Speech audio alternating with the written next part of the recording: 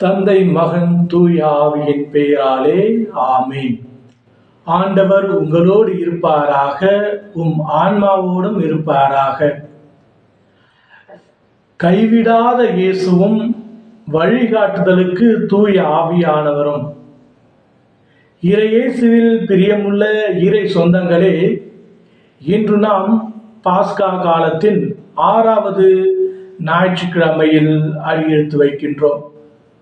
உயிர்த்த ஆண்டவரின் அருளும் ஆசீரும் உங்களுக்கும் உங்கள் குடும்பத்தில் உள்ள அனைவருக்கும் கிடைக்க சிறப்பாக ஜெபிப்போம்.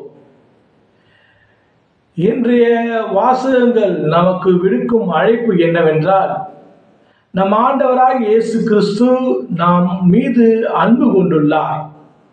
அந்த அன்பின் வெளிப்பாடே, நான் உங்களை திக்கற்றவர்களாக விடமாட்டேன், உங்களை வழிநடத்துவதற்கு ஒரு துணையாளரை நான் ஏற்பாடு செய்வேன், அவர் உங்களை நீதியின்பாலும் நேர்மையின் வழியிலும் நடத்துவார், உங்களுக்கு அவர் திடனாக இருப்பார், உங்களை வழி நடத்துவார், காப்பார், உங்களுக்கு வேண்டிய அனைத்தையும் செய்வார் என்ற வாக்குறுதியை அவர் நமக்கு தருகின்றார்.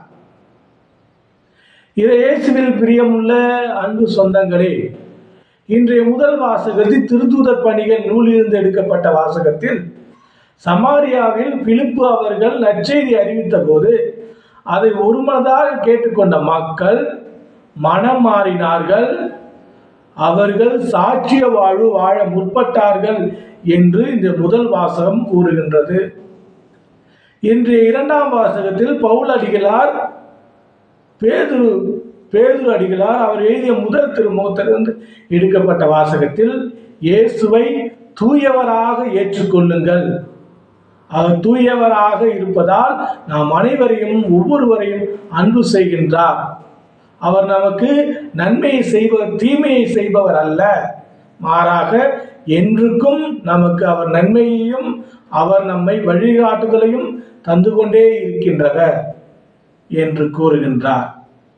இன்றைய நற்செய்தியானது யோவான் எழுதிய நற்செய்தி 14வது அதிகாரம் வசனங்கள் 15 21 முடிய உள்ள வசனத்தில் இயேசு கிறிஸ்துவும் தூய ஆவியானவரை பற்றி பேசுகின்றது. துணையாளரை நான் உங்களுக்கு தருகின்றேன் என்று. இயேசுவில் பிரியமுள்ள சகோதரமே சகோதரிகளே, நாம் இந்த நேரத்திலே நாம் அந்த துணையாளரின் வருகைக்காக நம்மையே நாம் தயார் செய்வோம். அவருடைய கனிகளையும் கொடைகளையும் பெற நம்மையே நாம் தயார் செய்வோம். அதற்கான முயற்சிகளை மேற்கொள்வோம்.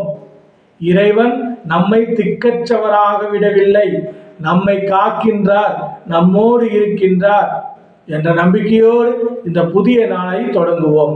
இறைவனுடைய ஆசீர்வாதமும் அன்பும் நமக்கும் நம்முடைய பிள்ளைகளுக்கும் குடும்பத்தில் உள்ள அனைவருக்கும் கிடைக்க சிறப்பாக ஜெபிப்போம். எல்லாம் வல்ல இறைவன் தந்தை மகன் தூய திரு ஆவி உங்களை ஆசீர்வதிப்பாராக. ஆமென்.